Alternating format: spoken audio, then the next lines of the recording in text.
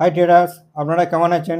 আশা করি আপনারা ভালোই আছেন আর আমার স্ট্র্যাটেজি ফলো করে আপনারা ট্রেড প্ল্যান করে ভালোই প্রফিট করছেন।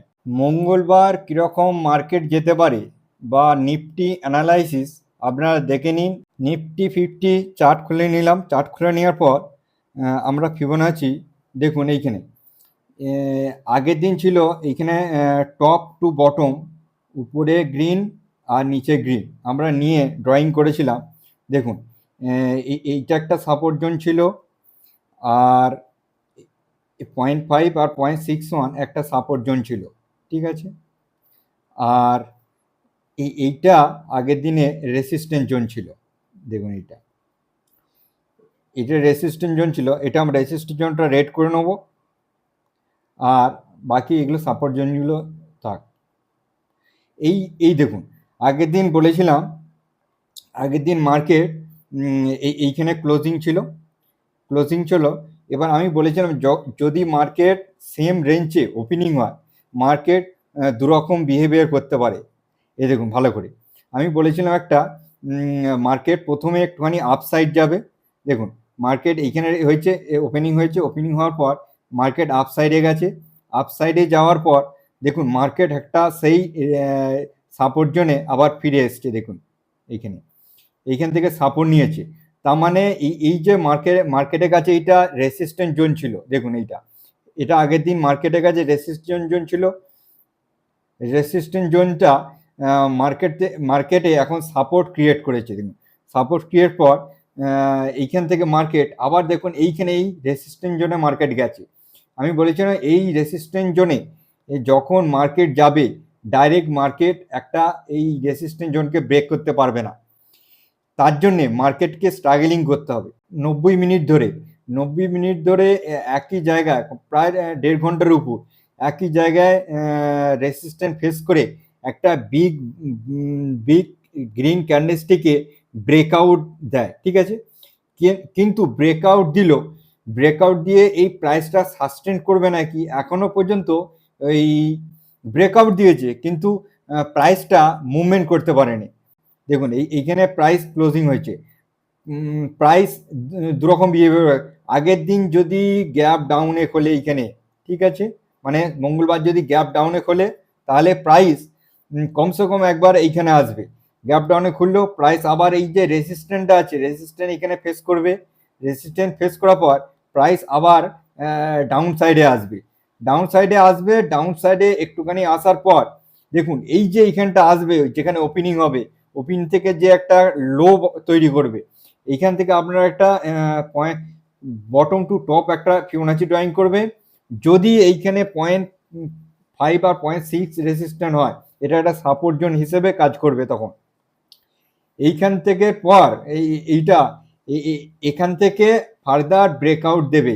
এইটা হলো মানে মার্কেটের কাছে একটা পারফেক্ট প্রাইস অ্যাকশন অনুসারে ব্রেকআউট দেওয়া, ঠিক আছে। আর না হলে মার্কেট ডাইরেক্ট এইভাবে এসে ব্রেকআউট মার্কেট দিতে পারবে না, ঠিক আছে, মার্কেট দিতে পারবে না গ্যাপ ডাউনের জন্য। আর না হলে মার্কেট দেখুন আর একটা যদি মার্কেটের কাছে গ্যাপ আপে ওপেনিং হয়, গ্যাপ আপে ওপেনিং হলে মার্কেটের কাছে দেখবেন গ্যাপ আপে ওপেনিং হবে, মার্কেট সঙ্গে সঙ্গে একটা রিট্রেসমেন্ট দেবে। এইখানে রিট্রেসমেন্ট দেওয়ার পর এই যে রেসিস্ট্যান্ট জোন ছিল সেটা এখন সাপোর্ট জোনে ক্রিয়েট হয়ে যাবে। এইখান থেকে প্রাইস আবার পুল ব্যাক করে মার্কেট আবার উপরে যাবে, ঠিক আছে। এইভাবে একটা হবে। আর একটা আপনারা দেখুন মার্কেট এইখানে আছে, এইখানে ক্লোজিং হচ্ছে, এইখান থেকে মার্কেট না একটা ফার্স্টে সেলার ডমিনেট করে মার্কেটকে নামিয়ে দিতে পারে। এই জায়গায় মার্কেটকে নামাতে পারে। মার্কেট আবার এই রেসিস্ট্যান্ট ফেস করে রেসিস্ট্যান্টের কাছে যাবে। রেসিস্ট্যান্ট ফেস করার পর মার্কেট আবার ডাউন সাইডে র্যালি করে এই জোনে চলে আসবে, ঠিক আছে। এটা একটা হতে পারে। আবার একটা মার্কেট হতে পারে, ধরুন মার্কেট এইখানেই ওপেনিং হয়েছে, ওপেনিং হওয়ার পর মার্কেট একটা মুভমেন্ট দিয়ে আপসাইডে চলে গেল, আপসাইডে যাওয়ার পর মার্কেট এখান থেকে রিট্রেসমেন্ট নেবে। এই যে আগে রেসিস্ট্যান্ট জোন ছিল, সেই রেসিস্ট্যান্ট জোনটা এখন সাপোর্ট জোন ক্রিয়েট হবে। সাপোর্ট জোন ক্রিয়েট পর মার্কেট আবার ফার্দার র্যালি করবে। দেখুন মার্কেট যেখানেই খুলুক, আপ খুলুক, সেম ক্লোজিং পয়েন্টে খুলুক বা ডাউন সাইডে খুলুক, মার্কেট প্রথমে একবার রিট্রেসমেন্ট দেবে এই যে রেসিস্ট্যান্ট জোনটাকে, নয় সাপোর্ট হিসেবে আপ করলে সাপোর্ট হিসেবে রিয়াক্ট করবে, আর ডাউন করলে রেসিস্ট্যান্ট হিসেবে রিয়াক্ট করবে। এইবার আপনাদের একটা ফ্রেশ আমি বলে দিচ্ছি আপনাদের। দেখুন মার্কেট একটা কেমন পজিশনে আছে ভালো করে দেখবেন। মার্কেট একটা আমরা এইখান থেকে টপ টু বটম আমরা একটা ফিবোনাচি ড্রয়িং করি। মার্কেটের কাছে দেখুন এইটা মার্কেটের কাছে একটা 0.5 আর 0.6 জোন, এটা একটা বড় রেসিস্ট্যান্ট জোন, ঠিক আছে। মার্কেটের কাছে এই রেসিস্ট্যান্ট জোনটা মার্কেট ব্রেক দিতে পারছে না। যতক্ষণ না দেখবেন মার্কেট এইখান থেকে মার্কেট এখানে গেছে, এখান থেকে মার্কেট কিরকম হয় আমি বলছি। মার্কেট এখানে গেছে, এখান থেকে একটা র্যালি দিয়েছে, মার্কেট কমসে কম এই যে 0.5 আর 0.61 এইখানে একটা এই যে জোনটা সুইংটা ভালো করে দেখবেন, এই সুইংটা থেকে এটা ফিবোনাচি ডিসক্রিট বুঝতে পারবে।